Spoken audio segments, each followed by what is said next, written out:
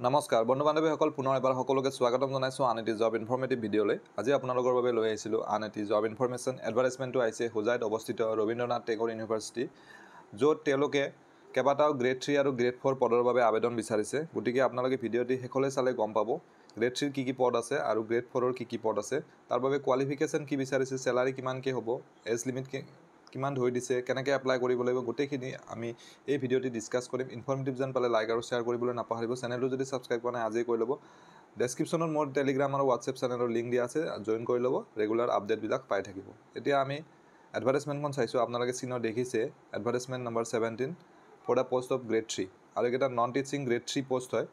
আৰু প্ৰথম আমি গ্ৰেড 3 কেইটা চাইছোঁ। গ্ৰেড 3 নন টিচিং টোটেল 8টা পদ আছে, আৰু ইয়াৰ লাষ্ট ডেট অফ এপ্লিকেশ্যন অহা 18 অক্টোবৰ। আৰু ইয়াত বয়সৰ সীমা যিটো দিছে 18ৰ পৰা 40 বছৰ বয়সলৈকে এপ্লাই কৰিব পাৰিব। আৰু তাৰপাছত ইয়াত অফলাইন যোগে এপ্লাই কৰিব লাগিব। এডভাৰটাইজমেণ্টখনৰ লগতে এপ্লিকেশ্যন ফৰ্মো তেওঁলোকে পাব্লিছ কৰিছে, সেইখন আপোনালোকে ডেছক্ৰিপশ্যনত পাই যাব। আৰু এতিয়া কোৱালিফিকেশ্যন যিটো চেলাৰী আৰু কোৱালিফিকেশ্যনটো চাইছোঁ। প্ৰথমে চেলাৰীটো গোটেইকেইটা যিটো গ্ৰেড 3 পষ্ট আছে মেক্সিমাম তাত জুনিয়ৰ এছিষ্টেণ্টৰ পদ আছে, য'ত বেচিক পে 14,000-ৰ পৰা 49,000, গ্ৰেড পে থাকিব 6,200 টকা। লেবৰেটৰী এছিষ্টেণ্টৰ পদ আছে ছেম দৰমহা, আৰু লাইব্ৰেৰী এছিষ্টেণ্টৰ পদ আছে দৰমহা ছেম। আৰু এতিয়া আহিছোঁ কোৱালিফিকেশ্যন। জুনিয়ৰ এছিষ্টেণ্টৰ বাবে গ্ৰেজুৱেশ্যন হ'লে হ'ল ইন এনি ডিচিপ্লিন। লেবৰেটৰী এছিষ্টেণ্টৰ বাবে ছায়েন্সত হ'ব লাগিব, অৰ্থাৎ BSc কৰা হ'ব লাগিব। একাউণ্ট এছিষ্টেণ্টৰ বাবে কমাৰ্চ গ্ৰেজুৱেট হ'ব লাগিব, BCom। আৰু লাইব্ৰেৰী এছিষ্টেণ্টৰ বাবে bachelors degree in library and information science হ'ব লাগিব। এতিয়া আমি নেক্সট গ্ৰেড 4ৰ এডভাৰটাইজমেণ্টখন চাই লৈছোঁ। এইখন গ্ৰেড 4ৰ অফিচিয়েল এডভাৰটাইজমেণ্টখন আপোনালোকে স্ক্ৰীনত দেখিছে। Advertisement for the post of peon grade 4, আৰু পিয়নৰ টোটেল 6টা পদ আছে। লাষ্ট ডেটটো ছেইম হয় 18/10।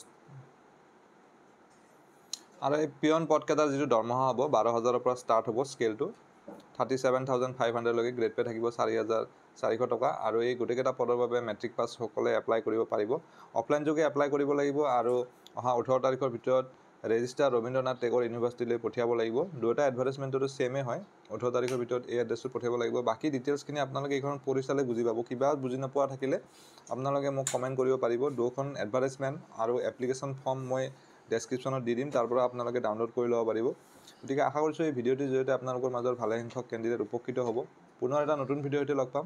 ধন্যবাদ।